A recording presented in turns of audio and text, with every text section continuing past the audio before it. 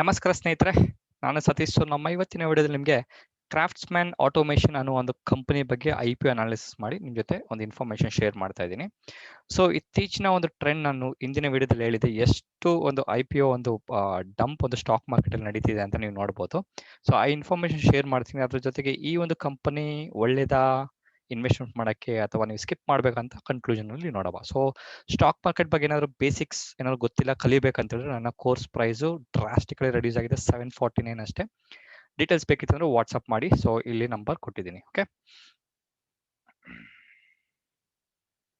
Okay. So ಈ company ಶುರು ಆಗಿದ್ದು ಸ್ನೇಹಿತರೆ 1986 ಅಲ್ಲಿ ಶುರು ಆಯಿತು. ಸೊ ಈ ಒಂದು ಕಂಪನಿ ಒಂದು ಇಂಜಿನಿಯರಿಂಗ್ ಪ್ರಾಡಕ್ಟ್ಸ್, ನಮ್ಮ ಹಿಂದಿನ ಪ್ರಾಬ್ಲಿ ಒಂದು ಹಿಂದಿನ 2 ವಿಡಿಯೋದಲ್ಲಿ ಮಾಡಿದಂಥ ಒಂದು IPO ಅನಾಲಿಸಿಸ್ ಮಾಡಿ ಹೇಳಿದೆ. ಸೊ ನಮ್ಮ ಇಂಡಿಯಾದಲ್ಲಿ ಯಾವ ರೀತಿ ಒಂದು ಇಂಜಿನಿಯರಿಂಗ್ ಪ್ರಾಡಕ್ಟ್ 2 ಸಬ್ ಕೆಟಗರಿ ಆಗುತ್ತೆ, ಆ ರೀತಿಯ ಒಂದು ಕೆಟಗರಿ ಆಗುವಂತ ಆ ಒಂದು ಇಂಜಿನಿಯರಿಂಗ್ ಪ್ರಾಡಕ್ಟ್ಗೆ ಪ್ರಿಸಿಷನ್ ಕಾಂಪೋನೆಂಟ್ಸ್ ನ ಬಿಲ್ಡ್ ಮಾಡುವಂತ ಕಂಪನಿಯೇ ಈ ನಮ್ಮ ಕ್ರಾಫ್ಟ್ಸ್ಮ್ಯಾನ್ ಕಂಪನಿ. ಓಕೆ. ಸೊ ಈ ಒಂದು ಕಂಪನಿ 3 ಸೆಗ್ಮೆಂಟ್ ಅಲ್ಲಿ ಬೇಸಿಕಲಿ ಅವ್ರು ಆಪರೇಟ್ ಮಾಡ್ತಾರೆ. ಮೊದಲನೇದು ಬಂದು ಆಟೋಮೋಟಿವ್ ಪವರ್ ಟ್ರೈನ್ ಅಂತ ನೋಡಿ, ಈ ರೀತಿ ಕೆಲವೊಂದು ಪ್ರಾಡಕ್ಟ್ಸ್ ಕೊಟ್ಟಿದ್ದೀನಿ. ಈ ರೀತಿ ಪ್ರಾಡಕ್ಟ್ಸ್ ಬಿಲ್ಡ್ ಮಾಡ್ತಾರೆ. ಅದ್ರ ಜೊತೆಗೆ ಆಟೋಮೋಟಿವ್ ಅಲ್ಯೂಮಿನಿಯಂ ಪ್ರಾಡಕ್ಟ್ಸ್ ಅನ್ನೋ ಕೆಲವೊಂದು ಪ್ರಾಡಕ್ಟ್ಸ್ ಮ್ಯಾನುಫ್ಯಾಕ್ಚರ್ ಮಾಡ್ತಾರೆ. ಅದ್ರ ಜೊತೆಗೆ ಇಂಡಸ್ಟ್ರಿಯಲ್ ಮತ್ತೆ engineering division that is engaged, ಅಂದ್ರೆ ಈ ಒಂದು ಇಂಡಸ್ಟ್ರಿಯಲ್ ಮತ್ತೆ ಇಂಜಿನಿಯರಿಂಗ್ ಡಿವಿಷನ್ ಏನಿದೆ, ಆ ಒಂದು ಡಿವಿಷನ್ ಏನ್ ಮಾಡುತ್ತೆ ಅಂತ ಹೇಳಿದ್ರೆ ಮೆಟೀರಿಯಲ್ ಹ್ಯಾಂಡಲ್ ಮಾಡುತ್ತೆ. ಮೆಟೀರಿಯಲ್ ಹ್ಯಾಂಡ್ ಮಾಡುವಂತ ಆ ಒಂದು ಪ್ರಾಡಕ್ಟ್ಸ್ ಯಾವ್ದು ಅಂತ ಹೇಳಿದ್ರೆ ಹೋಸ್ಟ್ ಅಂತ ಇರುತ್ತೆ. ಈ ರೀತಿ ಕೆಲವೊಂದು ಪ್ರಾಡಕ್ಟ್ಸ್ ಇಂಡಸ್ಟ್ರಿಯಲ್ ಗೇರ್ಸ್ ಇರುತ್ತೆ. ಅದ್ರ ಜೊತೆಗೆ marine engines, crane kits, so crane ನೀವು ಕೇಳಿರ್ತಿರಲ್ಲ, ಆ ರೀತಿ ಕೆಲವೊಂದು ಪ್ರಾಡಕ್ಟ್ಸ್ ಗಳನ್ನ ಒಂದು ಮ್ಯಾನುಫ್ಯಾಕ್ಚರ್ ಮಾಡ್ತಾರೆ. So gear box, locomotive equipment ಮತ್ತೆ ಸ್ಟೋರೇಜ್ ಸೊಲ್ಯೂಷನ್ಸ್, ಅದ್ರ ಜೊತೆಗೆ ಕೆಲವೊಂದು ಎಕ್ಸ್ಟ್ರಾ ಮಿಸ್ಲೇನಿಯಸ್ ಪ್ರಾಡಕ್ಟ್ ನ ಈ ಒಂದು ಕಂಪನಿ ಮ್ಯಾನುಫ್ಯಾಕ್ಚರ್ ಮಾಡ್ತಾರೆ ಸ್ನೇಹಿತರೆ. ಅದ್ರ ಜೊತೆಗೆ ಈ ಕಂಪನಿಯಲ್ಲಿ ಅರೌಂಡ್ 12 ಮ್ಯಾನುಫ್ಯಾಕ್ಚರಿಂಗ್ ಫೆಸಿಲಿಟೀಸ್ ಇದೆ, spread across 7 cities. Okay.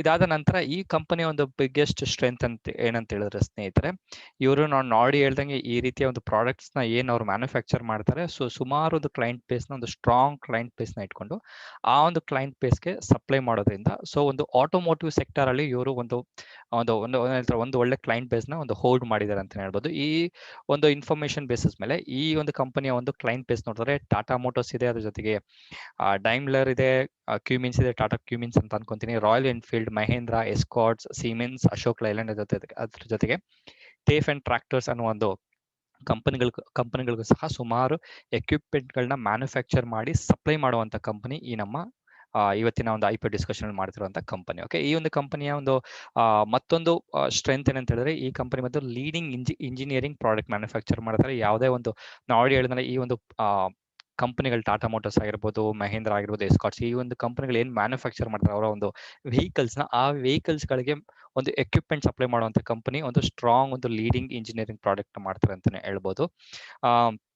Strategically ಒಂದು ವೆಲ್ ಲೊಕೇಟೆಡ್ ಒಂದು 12 ಏನ್ ನಾನು ನಿಮಗೆ ಈ ಒಂದು ಸ್ಲೈಡ್ ಹೇಳಿದ್ನಲ್ಲ, 12 ಮ್ಯಾನುಫ್ಯಾಕ್ಚರಿಂಗ್ ಯೂನಿಟ್ ಒಂದು ವೆಲ್ ಸ್ಟ್ರಾಟಜಿಕಲಿ ಡಿಸೈನ್ ಮಾಡಿದೆ. ಎಲ್ಲೆಲ್ಲಿ ಯಾವ್ಯಾವ ಒಂದು ಯೂನಿಟ್ಸ್ ಗಳನ್ನ ಇಟ್ಕೊಂಡ್ರೆ ಯಾವ ರೀತಿ ಒಂದು ಕಾಸ್ಟ್ ರಿಡಕ್ಷನ್ ಆಗುತ್ತೆ, ಅದ್ರ ಜೊತೆಗೆ ಯಾವ ರೀತಿ ಒಂದು ಅಂದ್ರೆ ಮ್ಯಾಕ್ಸಿಮಮ್ ಬೆನಿಫಿಟ್ ಮಾಡ್ಕೊಬಹುದು ಅಂತ ಒಂದು ವೆಲ್ ಒಂದು ಡಿಸೈನ್ಡ್ ಸ್ಟ್ರಾಟಜಿ ಅಂತಾನೆ ಹೇಳ್ಬೋದು. ಅದ್ರ ಜೊತೆಗೆ ವರ್ಟಿಕಲಿ ಇಂಟಿಗ್ರೇಟೆಡ್ ಮ್ಯಾನುಫ್ಯಾಕ್ಚರಿಂಗ್ ಫೆಸಿಲಿಟೀಸ್, ಒಂದು ವರ್ಟಿಕಲ್ ಸಹ ಕೆಲವೊಂದು ಮ್ಯಾನುಫ್ಯಾಕ್ಚರ್ ಫೆಸಿಲಿಟಿ ಇಡೋದ್ರಿಂದ ಈ ಒಂದು ಕಂಪನಿ ಒಂದು ಸ್ಟ್ರಾಟಜಿಕಲಿ ವೆಲ್ ಪ್ಲಾನ್ ಮಾಡಿದ್ದಾರೆ ಅಂತಾನೆ ಹೇಳ್ಬೋದು. ಅದ್ರ ಜೊತೆಗೆ ಸ್ಟ್ರಾಂಗ್ ಪ್ರಾಡಕ್ಟ್ ಡಿಸೈನ್ ಕೇಪಬಿಲಿಟೀಸ್, ನಾನು ನಿಮ್ಗೆ ಈ ಎಕ್ಸಾಂಪಲ್ ಹೇಳಿದೆ. ಈ ಒಂದು ಕಂಪನಿಗಳು ಏನೇನೋ ಒಂದು ಎಕ್ಸಾಂಪಲ್ ಟೇಫ್ ಅಂಡ್ ಟ್ರಾಕ್ಟರ್ಸ್, ಅವ್ರು ಟ್ರಾಕ್ಟರ್ ಮ್ಯಾನುಫ್ಯಾಕ್ಚರ್ ಮಾಡ್ತಾರೆ, ಮಹೇಂದ್ರ ಟ್ರಾಕ್ಟರ್ಸ್, ಅದ್ರ ಜೊತೆಗೆ ಟಾಟಾ ಮೋಟರ್ಸ್, ಕೆಲವೊಂದು ಕಂಪನಿಗಳು ಅವರು ಬಿಲ್ಡ್ ಮಾಡುವಂತ ಒಂದು ಹೆವಿ ವೆಹಿಕಲ್ಸ್ ಆಗಿರ್ಬೋದು, ಲೈಟ್ ಮೋಟರ್ ವೆಹಿಕಲ್ಸ್ ಆಗಿರ್ಬೋದು, ಅದ್ರ ಜೊತೆಗೆ ಕಾರ್ಸ್ ಆಗಿರ್ಬೋದು, ಟ್ರಾಕ್ಟರ್ಸ್, ಈ ರೀತಿ ಒಂದು ಮ್ಯಾನುಫ್ಯಾಕ್ಚರ್ ಮಾಡುವಂತ ಒಂದು ಪ್ರಾಡಕ್ಟ್ಸ್ ಗಳಿಗೆ ಒಂದು ಒಂಥರ ಬ್ರಿಲಿಯಂಟ್ ಆಗಿ ಪ್ರಾಡಕ್ಟ್ ನ ಡಿಸೈನ್ ಮಾಡುವಂತ ಕೆಪಾಸಿಟಿ ಈ ಒಂದು ಕಂಪನಿಗಿದೆ ಅಂತ ನೋಡ್ಬೋದು ಸ್ನೇಹಿತರೆ. ಓಕೆ.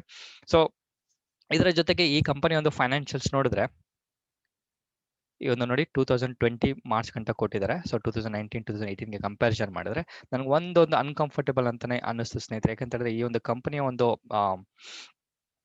ಪೆನ್ಸಿಲ್ ತಗೊಂಡ್ಬಿಡ್ತೀನಿ. ಓಕೆ. ಈಗ ಒಂದು ಕಂಪನಿಯ ಒಂದು ಫೈನಾನ್ಷಿಯಲ್ಸ್ ನೋಡಿದ್ರೆ, ಸೊ 2018 ಅಲ್ಲಿ ಇದ್ದಂತಹ ಒಂದು 315 crore, ಸೊ 973 ಆಯ್ತು, 973 ಇಂದ 410 ಆಯ್ತು, 410 ಇಂದ 506 ಆಯ್ತು. ಸೊ ವಿಚ್ ಇಸ್ ಅಂದ್ರೆ ಇದರ ಒಂದು ಪ್ರಾಫಿಟ್ ಅಂಡ್ ಲಾಸ್ ಈ ಒಂದು ಕಂಪನಿಗೆ ಒಂದು ಅದ್ರ ಡ್ರಾಸ್ಟಿಕಲಿ ಒಂದು ವೇರಿಯೇಷನ್ ಆಗುವಂತ ಸ್ವಲ್ಪ ರಿಸ್ಕ್ ಇದೆ ಅಂತಾನೆ ಹೇಳ್ಬೋದು. ಯಾಕಂದ್ರೆ ಯಾವುದೇ ಒಂದು ಕಂಪನಿ ಸ್ನೇಹಿತರೆ ನೆನ್ಪಿಟ್ಕೊಳ್ಳಿ 45 ಡಿಗ್ರಿಯಲ್ಲಿ ಹೋಗ್ಬೇಕಾಗುತ್ತೆ. ಒಂದು ಪ್ರಾಫಿಟ್ ಅಂತ ಹೇಳಿದ್ರೆ ಲಾಸ್ ಅಂದ್ರೆ ಹಿಂಗ್ ಹೋಗ್ಬೇಕಾಗುತ್ತೆ.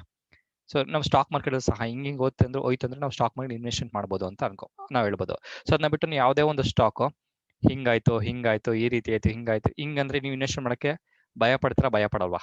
ಆಬ್ವಿಯಸ್ಲಿ ಭಯ ಪಡ್ತಾರೆ. ಸೊ ಅದೇ ಆ ರೀತಿಯ ಒಂದು ಟ್ರೆಂಡ್ ಈ ನಮ್ಮ ಕಂಪನಿಯಲ್ಲಿ ಸಹ ನೋಡಬಹುದು ಸ್ನೇಹಿತರೆ. ಓಕೆ, ಈ ಒಂದು ಕಂಪನಿಯ ಒಂದು IPO ಪರ್ಪಸ್ ಬಂದು ಯಾವುದೇ ರೀತಿಯ ಒಂದು ಸ್ಟ್ರಾಟಜಿಕಲಿ ಒಂದು ಮೋಟಿವ್ ಅಥವಾ ಒಂದು ಪರ್ಪಸ್ ಇಟ್ಕೊಂಡು ಬಂದಿಲ್ಲ. ಇವರ ಒಂದು ಮೇನ್ ಪರ್ಪಸ್ ಏನಂತ ಹೇಳಿದ್ರೆ, ಇವರು ಇತ್ತೀಚಿನ ಅಥವಾ ಇದುವರೆಗೂ ಯಾವ ರೀತಿಯ ಒಂದು ಲೋನ್ ಮಾಡಿದ್ದಾರೆ, ಅದ್ರ ಜೊತೆಗೆ ಯಾವ ರೀತಿಯ ಒಂದು ಏನ್ ಹೇಳ್ತಾರೆ ಆ ಬಡ್ಡಿ ಬೆಳ್ಕೊಂಡು ಹೋಗಿದೆ, ಆ ಒಂದು ಬಡ್ಡಿಗಳನ್ನ ತೀರ್ಸಕ್ಕೆ, ಅದ್ರ ಜೊತೆಗೆ ಒಂದು ಡೆಟ್ಗಳನ್ನ ಅಥವಾ ಒಂದು ಲೋನ್ಗಳನ್ನ ತೀರ್ಸೋ ಪರ್ಪಸ್ಗೋಸ್ಕರ IPOಗೆ ಬರ್ತಿದ್ದಾರೆ ಅನ್ನೋದು ಬಿಟ್ರೆ ಯಾವುದೇ ರೀತಿ ಒಂದು ಕಂಪನಿಗೆ ರಿಕ್ವೈರ್ಮೆಂಟ್, ಒಂದು ಲಾಂಗ್ ಟರ್ಮ್ಗೆ ರಿಕ್ವೈರ್ಮೆಂಟ್ ಆಗುವಂತ ಯಾವುದೇ ಒಂದು ಪ್ಲಾನಿಂಗ್ ಈ ಒಂದು ಕಂಪನಿಯ IPO ಅಲ್ಲಿ ಇಲ್ಲ ಸ್ನೇಹಿತರೆ. ಓಕೆ, ಸೊ ಇದು ಒಂದು ಸ್ಯಾಡ್ ನ್ಯೂಸ್ ನೋಡಿದ್ಮೇಲೆ ಈಗ ಒಂದು ಕಂಪನಿಯಲ್ಲಿ ಒಂದು ಕಾಂಪಿಟೇಷನ್ ಬೇಸ್ ನೋಡಿದ್ರೆ ಸ್ನೇಹಿತರೆ, ಈ ಕಂಪನಿ ಒಂದು ಕಾಂಪಿಟೇಷನ್ ಬೇಸ್ ನೋಡಿದ್ರೆ, ಸೊ ಇವರು ನೋಡಿ, ನಾವು ಡಿಸ್ಕಸ್ ಮಾಡ್ತಾರೆ ಬಂದು ಈ company craftsman automation limited. Okay, so ಈ ಕಂಪನಿಯಲ್ಲಿ ಯಾವ ಒಂದು ರೆವಿನ್ಯೂ ನೆಟ್ ಪ್ರಾಫಿಟ್ ನೋಡಿದ್ರೆ ಇಯರ್ ಆನ್ ಇಯರ್ ನೀವು ನೋಡ್ಬೋದು ಎಷ್ಟು ಒಂದು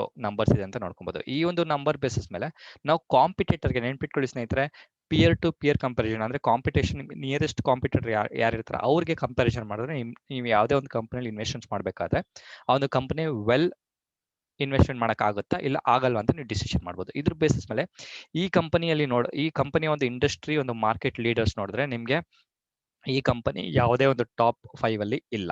ಸೊ ನೀವು ನೋಡಬಹುದು ಭಾರತ್ ಫೋರ್ಜ್ ಇದೆ, ಅದ್ರ ಜೊತೆಗೆ ಎಂಡೂರೆನ್ಸ್ ಟೆಕ್ನಾಲಜೀಸ್ ಇದೆ, ಅದ್ರ ಜೊತೆಗೆ ಮಿಂಡಾ ಒಂದು ಇಂಡಸ್ಟ್ರೀಸ್ ಇದೆ, ಸೊ ಸುಂದರಂ ಕ್ಲೇಟನ್ ಲಿಮಿಟೆಡ್ ಇದೆ, ಸುಂದರಂ ಫಾಸ್ಟ್ನರ್ಸ್ ಅನ್ನೋ ಕಂಪನಿಗಳು ಟಾಪ್ 5 ಅಲ್ಲಿ ಇದೆ, ಟಾಪ್ 5-6 ಅಲ್ಲಿ ಇದೆ ಅಂತ ಹೇಳ್ಬೋದು. ಸೊ ಇವರ ಒಂದು ಪ್ರಾಫಿಟ್ ಬೇಸಿಸ್ ಮೇಲೆ ನಿಯರೆಸ್ಟ್ ಒಂದು ಕಾಂಪಿಟೇಟರ್ಸ್ ನೋಡಿದ್ರೆ ಸ್ನೇಹಿತರೆ ಫೋರ್ಜಿಂಗ್ ಇದೆ, ಇವರ ಒಂದು ಸ್ಟಾಕ್ ಪ್ರೈಸ್ ಬಂದು ಐ ಥಿಂಕ್ ಅರೌಂಡ್ 520 ಅಂತ ಅನ್ಕೊಂತೀನಿ. ಅದರ ಜೊತೆಗೆ ಸ್ಯಾಂದರ್ ಟೆಕ್ನಾಲಜೀಸ್ ಅನ್ನೋ ಒಂದು ಕಂಪನಿಯ ಒಂದು ಸ್ಟಾಕ್ ಪ್ರೈಸ್ ನೋಡಿದ್ರೆ ಸೊ ಅರೌಂಡ್ 220 rupees ಸಮಥಿಂಗ್ ಏನೋ ಇದೆ as of today. Okay, so numbers ಅಲ್ಲಿ ಚೇಂಜ್ ಆಗ್ಬೋದು, ಒಂದು ರಫ್ ನಂಬರ್ ಹೇಳ್ತಾ ಇದ್ದೀನಿ. ಸೊ ಈ ಒಂದು ಕಂಪನಿಗಳು ನಿಯರೆಸ್ಟ್ ಒಂದು ಪ್ರಾಫಿಟ್ ಮಾಡುವಂತ ಅಥವಾ ಒಂದು ಸಿಮಿಲರ್ ಆಗಿ ಪ್ರಾಫಿಟ್ ಮಾಡುವಂತ ಕಂಪನಿಗಳು ನಾನು ಏನು ಹೇಳಿದ್ದೀನಿ. ಸೊ ಸ್ಯಾಂದರ್ ಟೆಕ್ನಾಲಜೀಸ್ ಅದ್ರ ಜೊತೆಗೆ ಫೋರ್ಜಿಂಗ್ ಅನ್ನೋ ಕಂಪನಿಗಳು ಹೇಳಿದ್ವಿ, ಶೇರ್ ಪ್ರೈಸ್ ಸಹ ಹೇಳಿದ್ದೀನಿ, ನೆನ್ಪಿಟ್ಕೊಳ್ಳಿ. ಸೊ ಈ ಒಂದು ಇನ್ಫಾರ್ಮೇಶನ್ ಹೇಳಿದ್ಮೇಲೆ ಈ ಕಂಪನಿಯಲ್ಲಿ ಒಂದು IPO ಡೀಟೇಲ್ಸ್ ನೋಡಿದ್ಮೇಲೆ ಇನ್ವೆಸ್ಟ್ಮೆಂಟ್ ಮಾಡಬೇಕಾ ಮಾಡಬಾರ್ದು ಅಂತ ಡಿಸಿಷನ್ ಮಾಡಿ ನಾನು ಆಲ್ರೆಡಿ ನಿಮ್ಗೆ ಒಂದು ಕ್ಲೂ ಕೊಟ್ಟಿದ್ದೀನಿ. ಓಕೆ, ಅದರ ಕಾಂಪಿಟೇಷನ್ ಶೇರ್ ಪ್ರೈಸ್ ಎಷ್ಟಿದೆ ಅಂತ. ಈ ಕಂಪನಿ IPO ಓಪನ್ ಆಗೋದು 15th 17th ಎಂಡ್ ಆಗುತ್ತೆ, 22nd ಅಲಾಟ್ಮೆಂಟ್ ಆಗುತ್ತೆ, ಸೊ 23rd ರೀಫಂಡ್ ಆಗುತ್ತೆ, 25th ಕ್ರೆಡಿಟ್ ಆಗುತ್ತೆ, ಅದ್ರ ಜೊತೆಗೆ 24th ಕ್ರೆಡಿಟ್ ಆಗುತ್ತೆ, 25th IPO ಲಿಸ್ಟಿಂಗ್ ಆಗುವಂತ ಒಂದು ಟೆಂಟೇಟಿವ್ ಡೇಟ್ಸ್ ಸಹ ನೋಡ್ಬೋದು. ಎನಿವೆ ಈ ಎರಡು ಡೇಟ್ ಬಂದು ಫಿಕ್ಸ್ ಇರುತ್ತೆ, ಯಾವುದೇ ರೀತಿಯ ಒಂದು ಕನ್ಫ್ಯೂಷನ್ ಇರಲ್ಲ. ಮಿಕ್ಕಿದ ಡೇಟ್ಗಳು ಬಂದು ಸ್ವಲ್ಪ ಒಂದು ಟೆಂಟೇಟಿವ್, ಸ್ವಲ್ಪ ಹಾಲಿಡೇ ಬಂತು, ಬೇರೆ ಏನೋ ಒಂದು ರೀಸನ್ ಇಂದ ಸ್ವಲ್ಪ ವೇರಿಯೇಷನ್ಸ್ ಅಲ್ಲಿ ಆಗ್ಬೋದು, but more or less 1 or 2 days ನಿಮಗೆ ಎಕ್ಸೆಪ್ಷನ್ಸ್ ಇರ್ಬೋದು. ಓಕೆ, ಸೊ ಈ ಒಂದು ಕಂಪನಿಯ ಒಂದು ಈಕ್ವಿಟಿ ಫೇಸ್ ವ್ಯಾಲ್ಯೂ ಒಂದು ಪ್ರೈಸ್ ಬಂದು 5 rupees ಇದೆ. ಸೊ ಬಿಡ್ಡಿಂಗ್ ಮಾಡಬೇಕಾಗಿರೋ ರೇಂಜ್ ಬಂದು 1488 ಇಂದ 1490 ಪರ್ ಈಕ್ವಿಟಿ ಶೇರ್ಗೆ ನೀವು ಬಿಡ್ ಮಾಡಬೇಕು. ಸೊ 10 ಶೇರ್ ನೀವು ಮಿನಿಮಮ್ ಬಿಡ್ ಮಾಡಬೇಕು, NSE BSE ಲಿಸ್ಟ್ ಆಗುತ್ತೆ. ಓವರ್ ಆಲ್ ಇವರ ಒಂದು IPO ಸೈಜ್ ಬಂದು 823.70 crores ಇದೆ. ಸೊ 150 ಬಂದು ಫ್ರೆಶ್ ಇಶ್ಯೂ ಇದೆ, ಫ್ರೆಶ್ ಇಶ್ಯೂ ಇದೆ. ಸೊ ಆಫರ್ ಫಾರ್ ಸೇಲ್ ಬಂದು 637.70 crores ಇದೆ. ಸೊ 637.70 crores ಏನ್ ಬಿಗ್ಗೆಸ್ಟ್ ಪ್ರಾಬ್ಲಮ್ ಅಂತ ಹೇಳಿದ್ರೆ, ಸೊ ಪ್ರಮೋಟರ್ಸ್ ಯಾರಿದ್ದಾರೆ ಎಲ್ಲ ಬಂದು ಸ್ಟಾಕ್ ಮಾರ್ಕೆಟ್ ಅಲ್ಲಿ ಡಂಪ್ ಮಾಡಕ್ಕೆ ರೆಡಿ ಮಾಡ್ಕೊಂಡಿದ್ದಾರೆ ಸ್ನೇಹಿತರೆ. ಸೊ ಇದುವೇ ಈ ನಮ್ಮ ಕಂಪನಿಯ ಒಂದು IPO ನ ಇನ್ಫಾರ್ಮೇಶನ್ ಡೀಟೇಲ್ಸ್. ಸೊ ಕನ್ಕ್ಲೂಷನ್ ಹೇಳ್ಬಿಡ್ತೀನಿ ಸ್ನೇಹಿತರೆ. ಸೊ ಇದರ ನಿಯರೆಸ್ಟ್ ಕಾಂಪಿಟೇಟರ್ಸ್ ನ ಒಂದು ಶೇರ್ ಪ್ರೈಸ್ ಹೇಳಿದೀನಿ, ಒಂದು 200 rupees ಇಂದ ಒಂದು 500 rupees ನ ಇರುವಂತ ಈ ಒಂದು ನಿಯರೆಸ್ಟ್ ಕಾಂಪಿಟೇಟರ್, ಒಂದು ನಿಯರೆಸ್ಟ್ ಒಂದು ಪ್ರಾಫಿಟ್ ಮಾಡುವಂತ ಕಂಪನಿಗಳನ್ನ ಶೇರ್ ಪ್ರೈಸಸ್ ಬೇಸಿಸ್ ಮೇಲೆ ನಾವು ಈ ಒಂದು ಕಂಪನಿಯಲ್ಲಿ ಇವರು ಕೊಟ್ಟಂತಹ ಒಂದು bidding price it is very much